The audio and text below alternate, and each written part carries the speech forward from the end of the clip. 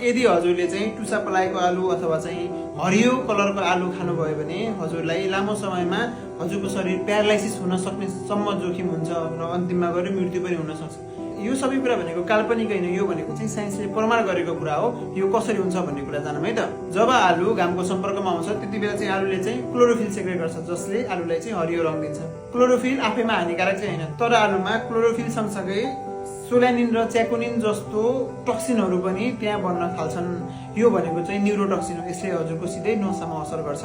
त्यसैले यदि हजुरले चाहिँ टुसा पलाएको आलु खानुभयो, हरियो आलु खानुभयो भने हजुरले सुरुमा झाडा पखाला लाग्ने जस्तो सम्भावना देखिन्छ, अनि अन्तिममा गएर चाहिँ हजुरको शरीर प्यारालाइसिस हुन्छ र अन्तिममा गएर मृत्यु पनि हुन सक्छ।